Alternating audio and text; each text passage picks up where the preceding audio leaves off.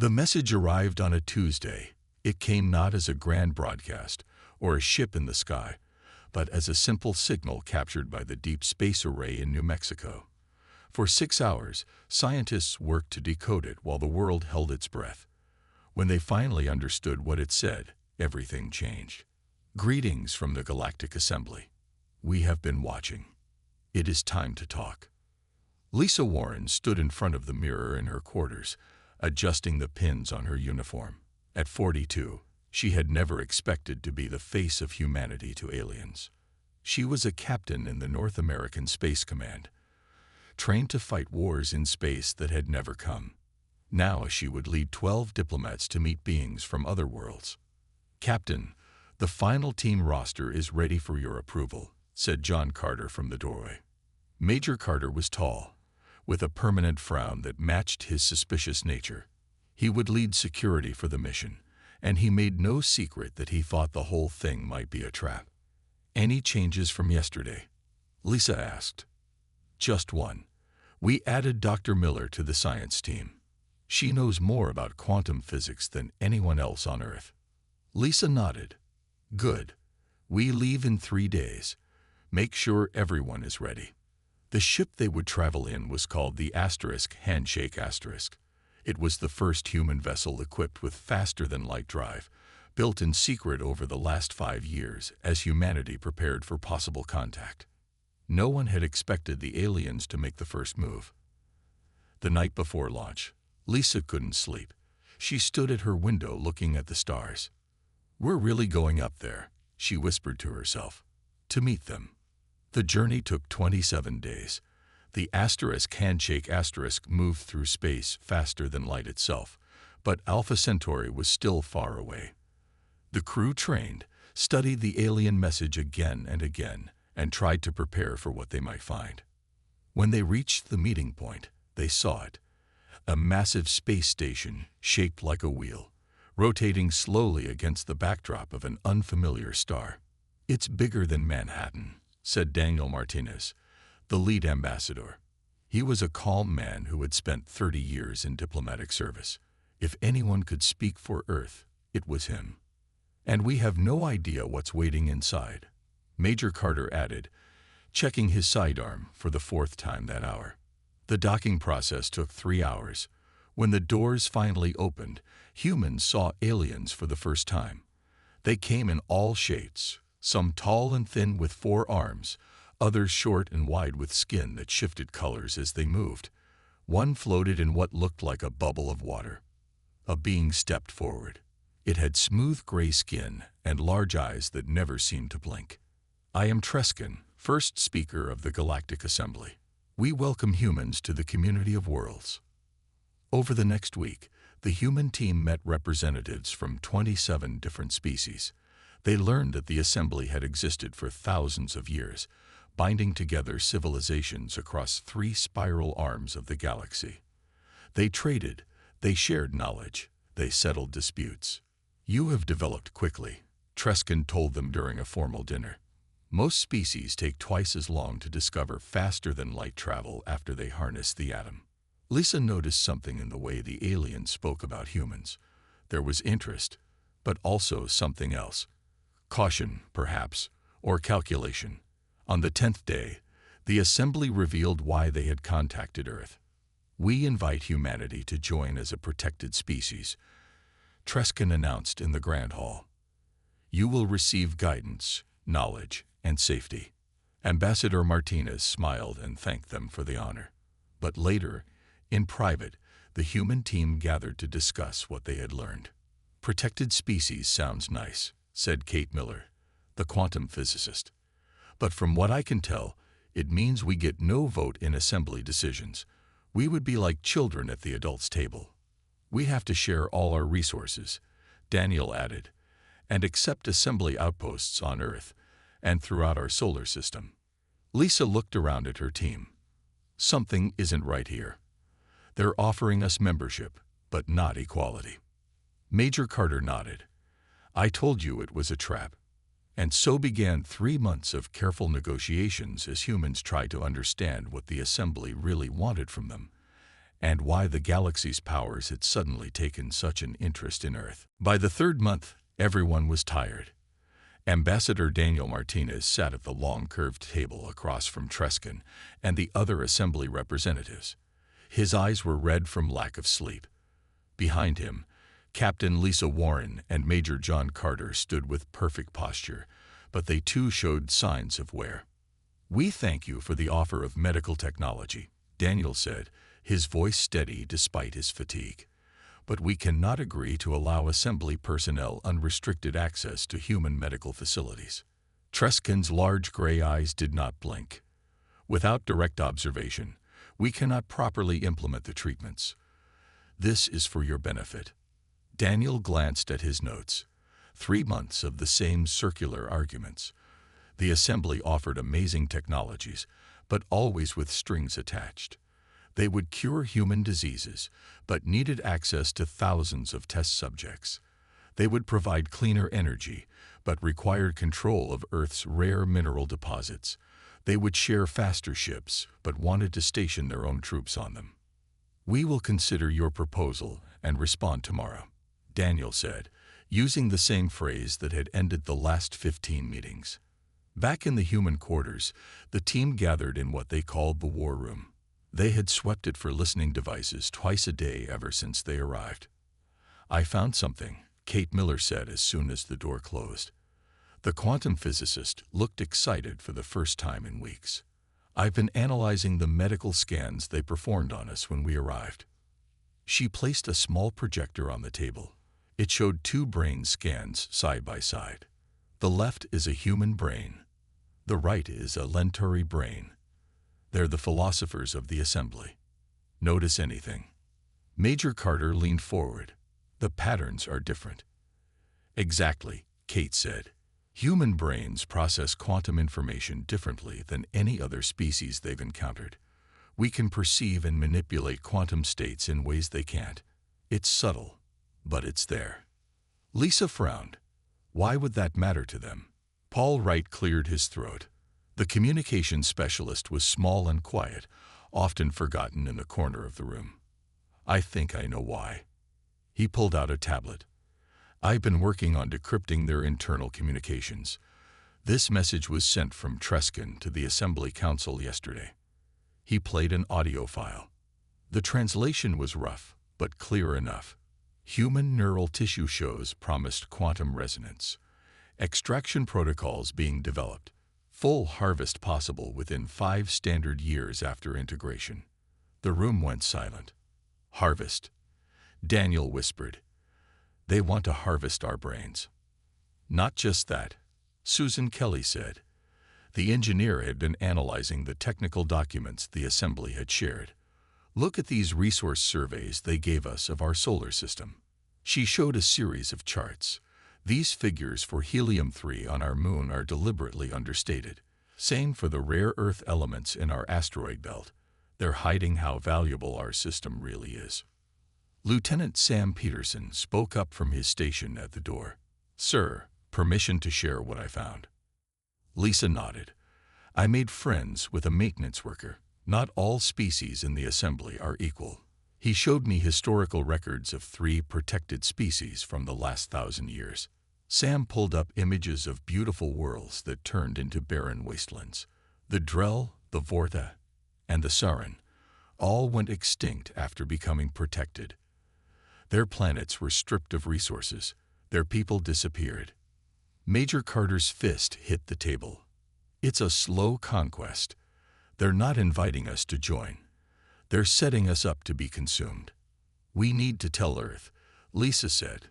"Now." Daniel stood up slowly. "Even with our secure channel, there's a risk they'll intercept the message." "We have no choice," Lisa replied. "Earth needs to know what we're really facing here." That night, while the station's systems were at minimal power, they sent their findings home in a burst transmission. Then they waited, continuing the daily ritual of negotiations while knowing the truth behind the Assembly's friendly words. 3 days later, the response came from Earth. President Olivia Nguyen herself had sent it after an emergency meeting of the United Nations. The message was simple: Reject all offers. Come home immediately. Daniel read it twice, then looked up at his team. We're walking away. The news from Earth changed everything. Ambassador Daniel Martinez sat alone in his quarters, staring at the message for the 100th time. Reject all offers. Come home immediately. Simple words that would have enormous consequences. He called the team together an hour before the next scheduled meeting with the assembly. We need to discuss how we do this, Daniel said when everyone had gathered. Walking away from these talks won't be simple. The assembly has never faced rejection before. Captain Lisa Warren nodded. They control this station. They could prevent our departure if they choose. Then we need a plan, Major John Carter said. He unfolded a small map of the station on the table. I've been preparing for this possibility since we arrived. While they talked, back on Earth, the situation was equally tense. President Olivia Nguyen stood at the window of the Oval Office, watching the rain fall on the White House lawn. Are we certain about this course of action? She asked the people behind her.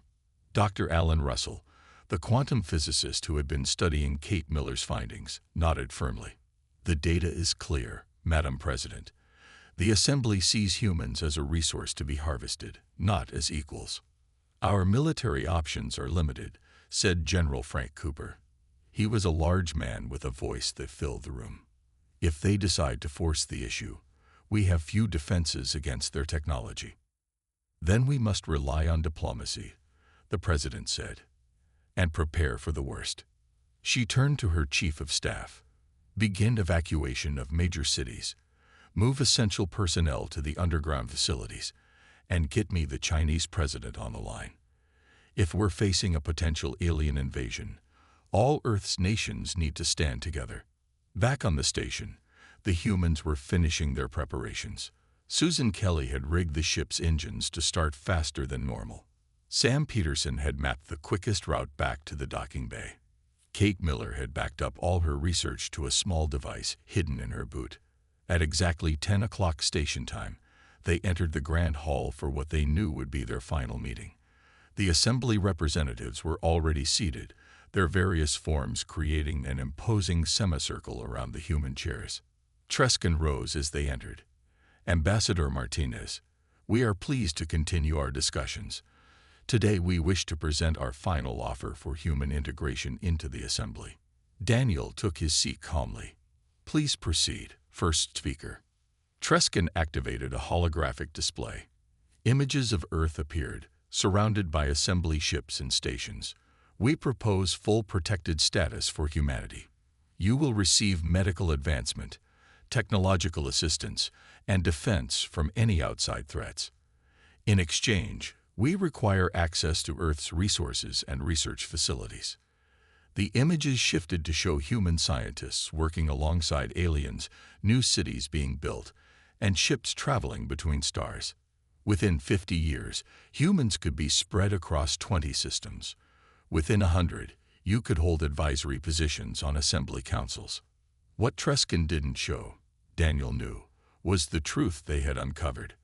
The harvesting of human neural tissue, the stripping of Earth's resources, the slow extinction of yet another protected species. This is our best and final offer, Treskin concluded. We require your answer now. Daniel looked at his team. Lisa gave him a small nod. It was time. Before I respond, Daniel said, rising to his feet, I must consult with my government. I request a recess of 48 hours. Treskin's eyes narrowed slightly. That is unusual at this stage, but very well. 48 hours. The humans returned to their quarters and activated their secure communication system. The message to Earth was brief. Final offer presented. Rejection confirmed. The reply came within an hour after an emergency United Nations session broadcast to every corner of the planet. Every nation had voted. The decision was unanimous. President Nguyen's message was clear. Confirm rejection, but we choose neither their membership nor their isolation. Tell them humanity claims independence in the galaxy. Tell them we choose our own path. Daniel read the message to his team. Their path was now set. In 48 hours, they would deliver humanity's answer and change the course of galactic history forever. 48 hours passed quickly. The human team spent that time preparing for what would come next. Major John Carter ran his security team through drills.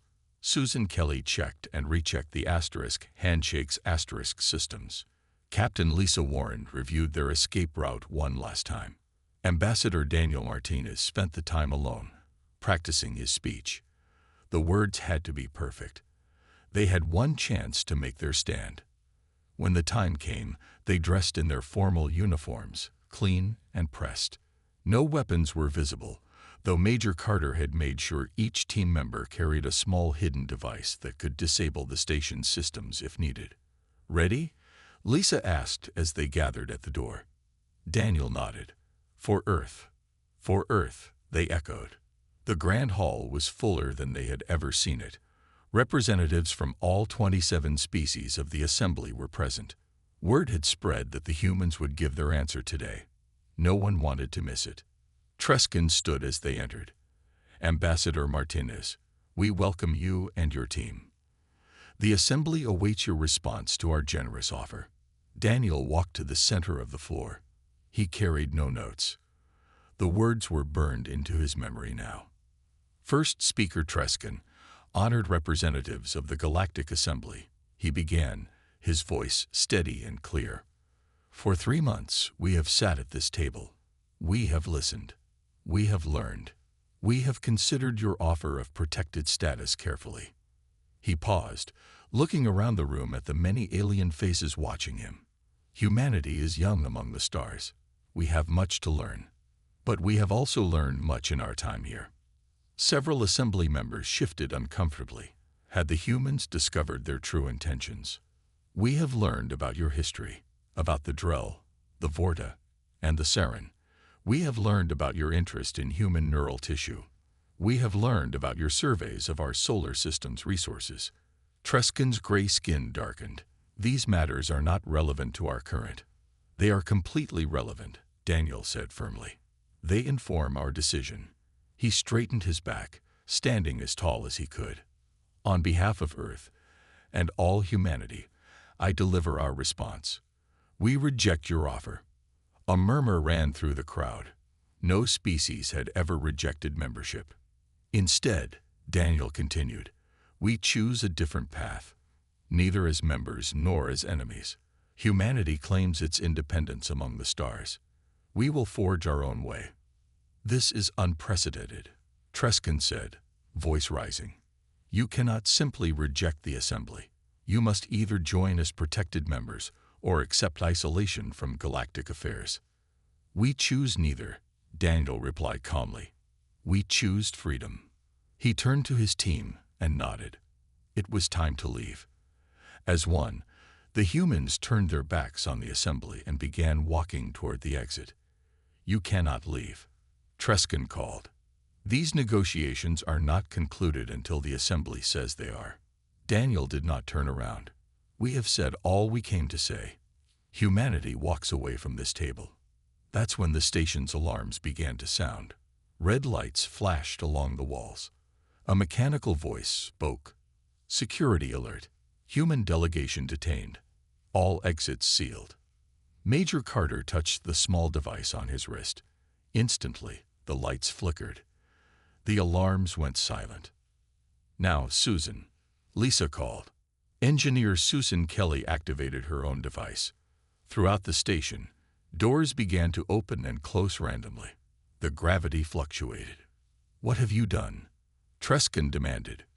"Created a diversion," Major Carter said with a grim smile. The human team moved quickly through the confused crowd, pushing past aliens of all shapes and sizes. Some tried to stop them, but they were prepared. Small stunning devices kept their path clear. They reached the corridor and broke into a run. Behind them, they could hear Treskin shouting orders. "How long will your hack hold?" Lisa asked as they ran. 10 minutes at most," Susan replied. "We need to be on the ship by then." They rounded the final corner and saw the docking bay ahead. The handshake waited, its hatch already open. Security forces are mobilizing, Paul Wright warned, looking at his scanner. They'll be here in 2 minutes. Then we leave in 1, Daniel said. As they raced toward their ship and freedom, the news of what they had done was already spreading through the station, and soon would spread across the galaxy. Humans had walked away from the table. The balance of power was about to change forever. The handshake broke away from the station with a violent shudder. Warning lights flashed across the control panels as Captain Lisa Warren fought with the unfamiliar emergency launch sequence. "Hold on," she shouted as the ship spun away from the massive wheel-shaped station. Behind them, docking clamps tore free, sending debris spinning into space. "They're powering weapons," Paul Wright called from the communications station. "Assembly vessels moving to intercept." Major John Carter strapped himself into the weapons console. "We've got 3 minutes before they're in range." Lisa pushed the engines beyond their safety limits. The handshake wasn't built for combat. Their only hope was to reach the jump point where they could activate the faster-than-light drive. On the main screen, they watched as 5 assembly patrol ships detached from the station and began pursuit. "Can we make it?" Daniel Martinez asked, his voice calm despite the chaos. "We'll find out," Lisa replied, her hand steady on the controls. Across the galaxy, the news spread faster than their ship could fly.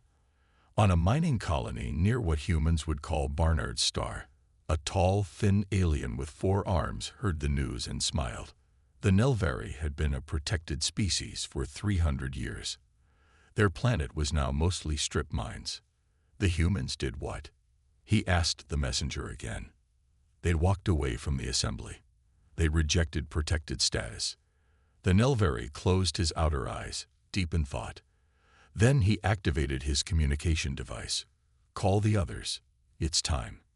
In a sacred temple on a jungle world far from human space, the Kresh gathered. They were short, with leathery skin and eyes that glowed in the dark. Once they had ruled 30 worlds. Now they had only this one, allowed to keep their religion, but little else under assembly protection. "The humans have defied the assembly," their high priest announced. "They have done what we feared to do." The congregation buzzed with excitement. "Is it a sign?" someone asked. "Yes," the priest said. "It is time to reclaim what was ours." Even among the assembly itself, the news caused ripples. The Lenteri, philosophers and scholars who had long questioned the treatment of protected species, called an emergency council. "This changes everything," their representative said. "If the humans can reject the assembly and survive, others will follow." Back on the handshake, the situation was growing desperate. 2 of the patrol ships had gained ground, and energy weapons flashed past their hull. "Shields at 60%, Susan Kelly reported from engineering. "Another direct hit, and we'll lose them." Lisa pushed the ship harder, ignoring the warning alarms. 2 more minutes to the jump point. Major Carter fired the defensive weapons, not trying to hit their pursuers, but creating a field of debris to slow them down. It bought them precious seconds. On Earth, military preparations moved at full speed. President Olivier Nguyen had ordered all available resources diverted to defense. In every nation, scientists worked around the clock on the findings Kate Miller had sent back about human neural quantum abilities. "If they follow the handshake back to Earth, we need to be ready," General Cooper told his commanders. "We have days, maybe hours." Dr. Alan Russell led a team of the brightest minds on the planet in a secret underground lab. "The assembly doesn't understand what humans can do with quantum fields," he told the president during a secure briefing. "Kate's data shows we can manipulate them in ways they've never seen." "Can we weaponize it?" the president asked. "We already have," Dr. Russell replied. In space, the handshake reached the jump point with seconds to spare. The ship shuddered as a final blast from the lead patrol ship grazed their engines. "Now," Lisa shouted. Susan Kelly activated the faster-than-light drive. Stars streaked across the view screen as the ship jumped into FTL, leaving their pursuers behind. For now, They had escaped, but they all knew this was just the beginning.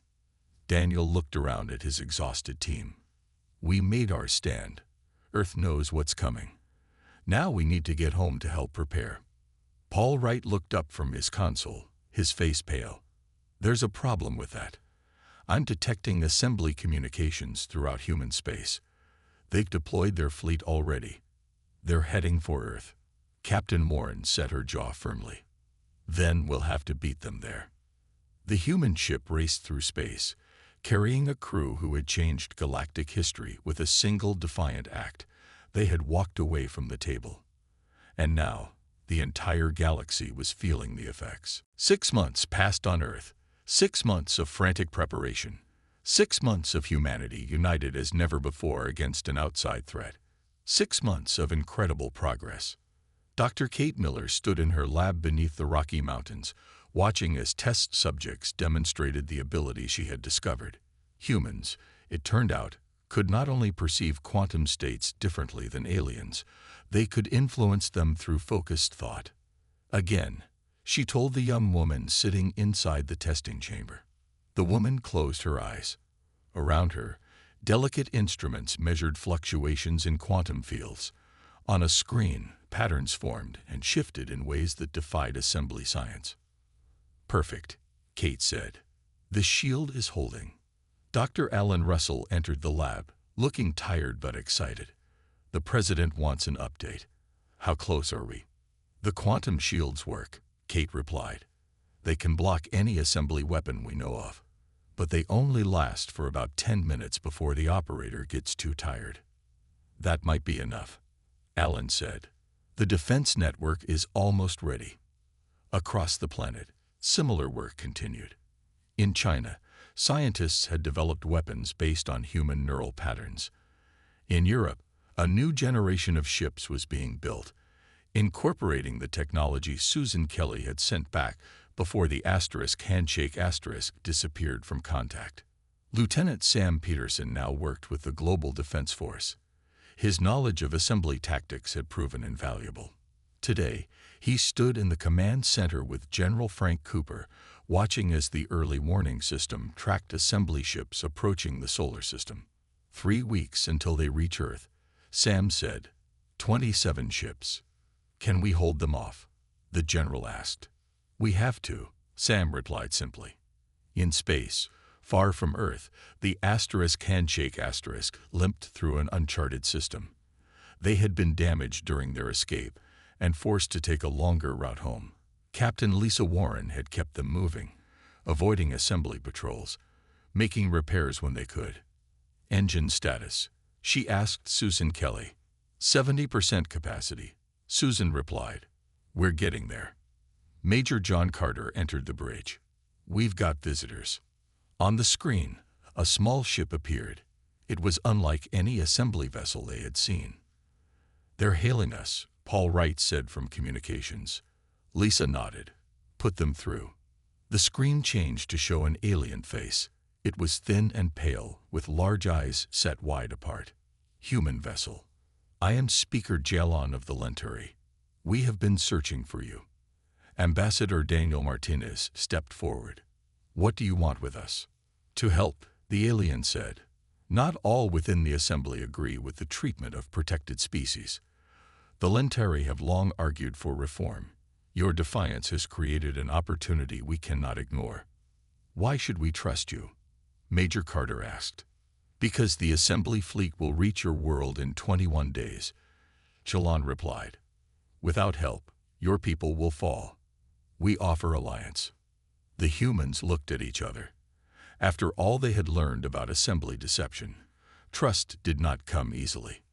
What kind of help? Lisa finally asked. Technical knowledge, assembly command codes, and this. The screen showed an image of a small device, a quantum amplifier, Jalon explained. It will enhance your species' unique neural patterns. We have studied your abilities from afar. You've been watching us, Daniel said. Yes, you are not the first species with quantum abilities, but you are the first with both the ability and the courage to stand against the assembly. Back on Earth, President Olivia Nguyen called an emergency meeting. The latest scanner results showed the assembly fleet accelerating. They would arrive sooner than expected. Options, she asked her advisors. Our defenses aren't ready, General Cooper admitted. We need more time. A communication officer burst into the room. Madam President, we've received a transmission from the handshake asterisk. They're alive and on their way home with allies. Hope flickered across tired faces around the table. The odds were still against them, but humans had already done the impossible once. They had walked away from the assembly's table. Perhaps they could survive its wrath as well. As the handshake asterisk raced toward Earth with their new Lentari allies, Daniel Martinez looked at the stars streaking past. We started this by walking away, he said quietly. Now we have to finish it by standing our ground. The day of battle arrived with a red sunrise over Earth. In orbit, the human defense fleet waited, 300 ships built in 6 frantic months. They were smaller than the assembly vessels, but each carried weapons powered by human quantum technology. The handshake asterisk had made it home just 2 days earlier, bringing with them Speaker Jalon and the quantum amplifiers. Now Captain Lisa Warren stood on the bridge of Earth's largest ship, renamed Defiance asterisk.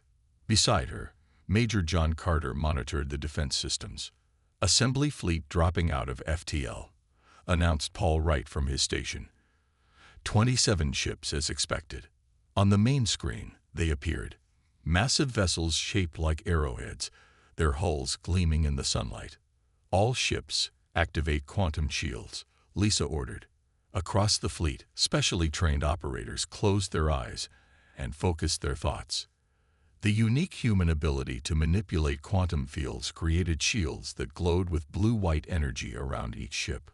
On the lead assembly vessel, First Speaker Treskin watched with surprise as the human fleet lit up with energy he had never seen before. "What are they doing?" he asked his science officer. "Unknown, First Speaker. Our sensors cannot penetrate those fields." Treskin's gray skin darkened with anger. "It doesn't matter. Begin the pacification process. Fire all weapons." Energy beams lanced out from the assembly ships, aimed at Earth's major cities, but they never reached their targets. The quantum shields around Earth itself flared, absorbing the attacks. In an underground bunker, Dr. Kate Miller sat with 500 other humans, all in deep concentration, their neural patterns amplified and combined to create the planetary shield. "Hold steady," Dr. Alan Russell told them as he monitored their vital signs. "The shield is working." In orbit, Lisa saw their chance. First wave, attack pattern alpha. 100 human ships broke formation and accelerated toward the assembly fleet. They were faster and more maneuverable than anything the assembly had seen before. Their weapons have no effect, Major Carter reported as enemy fire dissipated against their shields. Lisa nodded. "Now we show them what humans can do." All ships fire quantum disruptors. The human vessels released pulses of energy that didn't damage the assembly ships, but instead disrupted their power systems. One by one, the massive alien vessels went dark, drifting helplessly in space. Treskin stared in disbelief as his mighty fleet was disabled in less than an hour, without a single ship destroyed on either side. "Impossible," he whispered. His communication officer looked up. Incoming transmission from the human fleet. Ambassador Daniel Martinez appeared on the screen. His face showed not anger or triumph, but calm resolve. "First Speaker Treskin, 3 months ago, humanity walked away from your table. Today, we prove we did not walk away from our place in the galaxy. We have disabled your ships without destroying them. We could have done otherwise." Treskin's large eyes blinked rapidly. "What do you want?" "The same thing we wanted before. Independence. Freedom to forge our own path. And we extend this offer to all species under assembly control." Across the galaxy, news of the Battle of Earth spread rapidly. The Nelvari Rebellion seized control of 3 mining colonies. The Kresh reclaimed their ancient temple cities. And most surprisingly, 7 assembly species declared their independence, following humanity's example. 1 month later, Earth hosted representatives from 12 former assembly worlds. They gathered in a circular chamber designed to ensure all species sat as equals. Ambassador Martinez opened the historic meeting. Today we establish the Galactic Cooperative, not rulers and ruled, but partners among the stars. Speaker Jalon of the Lenturi bowed his head. For 1,000 years, the Assembly maintained what they called peace through dominance. You have shown us another way. As the delegates began their work, Captain Lisa Warren and Major Carter stood at the back of the room. Do you think it will last? Lisa asked quietly. The Assembly is still out there, John replied. They've lost power, but not their beliefs. They'll try again someday. Dr. Kate Miller joined them, smiling slightly. And we'll be ready. But today marks something new in the galaxy. Humans didn't just walk away from their table. We built our own. Outside the chamber, the flags of 12 worlds flew side by side over the new Galactic Cooperative headquarters. Earth's flag stood among them, not above or below. Equal partners in a galaxy forever change, because humans had the courage to walk away from a bad deal and forge their own path among the stars.